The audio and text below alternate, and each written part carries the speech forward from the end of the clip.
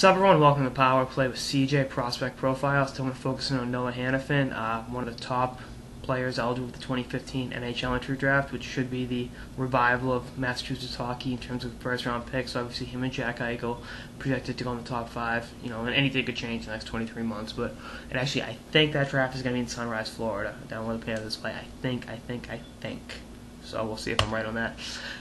He's playing for the U.S. development team next year. This past year, the St. Sebs Massachusetts prep schedule had 34 points in 27 games as a sophomore, and 6'3" and 190 pounds. I think he could fill out to be 6'5", 225. I mean, he's really got the size, the skating ability, the offensive prowess, and just a great head for the game. I remember hearing about him. It's rare for an 8th grader to crack the lineup in St. Sebastian. Is very, very, very rare. It's rare for a freshman to do it too. And he did it as an 8th grader, 2-3 years ago. And I remember talking to my dad, who's actually his mailman, go figure. And my dad told me how good he was and everything. It's like, okay. And then I'm good friends with his cousin who was telling me, the same sentiments. And got the chance to see him play. I forget if it was this year or last year. And I was like, damn, they were right. And I did the piece this past year, this past December, about is Seth Jones next great? Great. In all quotes, not just great, but great American defenseman. And his cousin texted me and said, it's gonna be Noah in a couple of years, and said, Timmy, we'll see what happens. But I think that could be the case. And you look at the common denominator among great teams perennially is having great defensemen. You look at this past year, Chicago having Duncan Keith, Brent Seabrook. You look at the Bruins having Daniel Chara, the Kings with Drew Doughty. Obviously in Detroit all those years with Nick Lidstrom. Anaheim, wrote the book with Pronger and Scott Niedermayer. And even Edmonton with Chris Pronger going to Game 7 of the Stanley Cup Finals, having that future Hall of Fame defenseman that combines skill, speed, skating ability, tenacity, and offensive prowess.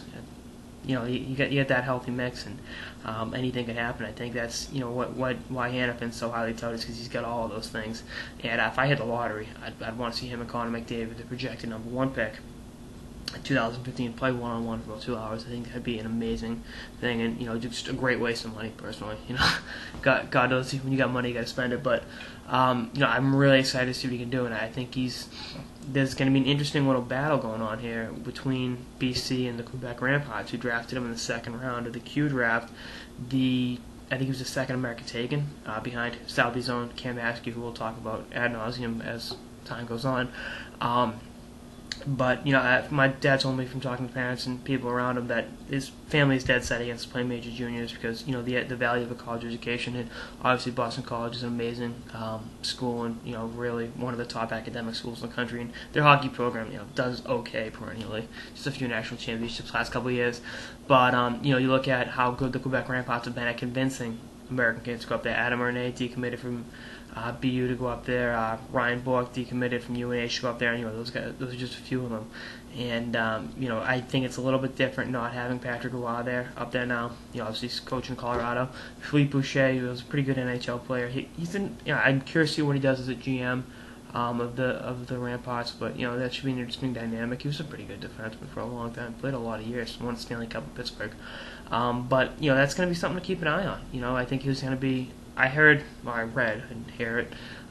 He was the best defenseman they've ever seen in a national team development program tryouts. And this is a program that's produced, Jack Johnson, Ryan Whitney, guys like that. And for that praise to be heaped on him, it's like, okay. Now in fairness, Brian Leach and those guys didn't have the development team that went right from prep school to BC, the NHL in Leach's case. And it's what's the development team been around 15 years. So that's something to keep an eye on, but I'm excited. I'm curious to see what he does next year. There's a major jump up in competition from the New England prep schedule to the the USHL, the international schedules, all that. But I think he's going to be up for the challenge, and I think he'll be a guy you're going to hear from a lot in the next 2 years. And dare I say, he could be challenging McDavid for number 1. I think it's a stretch. I'm a huge Connor McDavid fan, but this could be he could be the one to challenge them. So I'm just curious to see what happens, but. He's going to be one hell of a player, and you'll be hearing, like I said, from a lot in the next couple of years. Anyway, that's on this episode of the Power Play with CJ Prospect Profiles on Noah Hanifin. Stay tuned for more episodes throughout the off season and beyond. Later, guys.